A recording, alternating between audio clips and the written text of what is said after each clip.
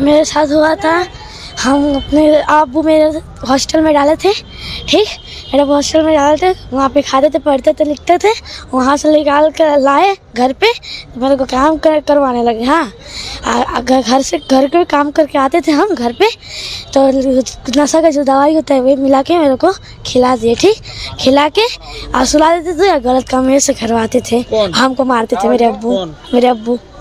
कौन आपके साथ गलत कर रहा था? और ये जानते नहीं, हम तो नशा में रहते हैं। हमको आपको कौन खिला था? मेरा अब्बू खिला देते, तो हमको नहीं मालूम था कि हमको नशा किसमें दवाई। हाँ, इरशाद सिद्दीकी। कितना टाइम से ये हो रहा है? ये हो गया 2 साल हो गया है। 2 साल से? उसके बाद आप किसको बोला ये घटना? ये घटना अपने मामा को बोले, फिर मामा का नंबर था, खोज खाज करके यहाँ पे हम भाग के चले आए। एक बार से भाग के चले? वो अपने घर से, बिहार से। हाँ, कौन लेके गया था? बिहार मेरे अब्बू लेके गए थे, 4 साल के थे। तो कैसे आए आप? नंबर था मेरे मामा का मेरे अब्बू के मोबाइल में, और लेके नंबर फोन करते करते यहाँ पे आ गए हम। मेरे को बेचने के लिए बोल रहे थे, गलत काम करवा रहे थे, तो मारते थे, हाथ जलाते थे, खाना नहीं बनाते थे, तो आके मारते थे हमको। सिर्फ अब्बू और उनका दोस्त लोग? नहीं, अब्बू बस। हाँ, मारते थे और गलत काम करवाते थे, पूरा जला वाला देते थे, पी के आते थे, जला वाला देते थे।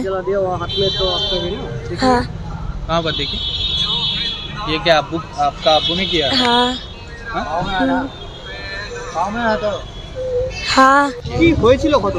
আমার মেয়েকে অত্যাচার করে আমার স্বামী, ওকে নেশার ওষুধ খাবিয়ে ওকে দিয়ে অত্যাচার করায় লোকদেরকে দিয়ে, আর আমাকে মার্ডারের ধমকি দিচ্ছে, আমাকে লোক দ্বারায় মার্ডার করাবে, মুখে অ্যাসিড মারবে, আমাকে কাজে যেতে দিচ্ছে না, সব সময় আমার পেছনে লেগে রয়েছে, আমাকে ব্ল্যাকমেল করে, সারাদিকে লোক লাগিয়ে রেখে দিয়েছে আমাকে মার্ডার করবে বলে। স্বামী কোথায় থাকে? স্বামী হাওড়ায়, যেখান দিয়ে বাইরে ট্রেন যায় ওখানেই থাকে। ও হিরোইন খায়, সারা পাতা খদ্দের সাথে মেশে, আর ওইসব করে বেড়াচ্ছে, মেয়ে পাচার করে, আর মেয়েদের সাথে অত্যাচার করে তাদেরকে বিক্রি করে দেয়। আপনি এখানে কোথায় থাকেন? আমার কাজীপাড়ায় বাড়ি। আপনার যে মেয়েকে কি করেছে? আমার মেয়েকে ও নেশার ওষুধ খাইয়ে বন্ধু বান্ধবদের নিয়ে খারাপ কাজ করাতো, আর ও খারাপ কাজ করতো ওর সাথে। কবে জানতে পারলেন এরকম?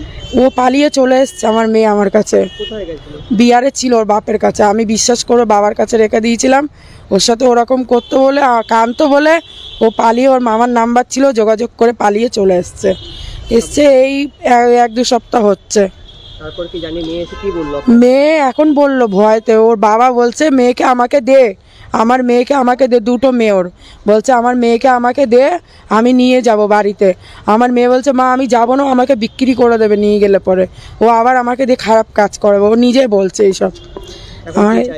আমি চাইছি যে আমাকে কাজ বাজ করতে দিচ্ছে না, সব সময় আমার পেছনে লোক লাগিয়ে রেখে দিয়েছে, আমার কখনো মেরে ফেলবে, তাহলে আমার বাচ্চাগুলো তো রাস্তায় চলে আসবে, আমার বাচ্চাগুলো কি খাবে বলুন?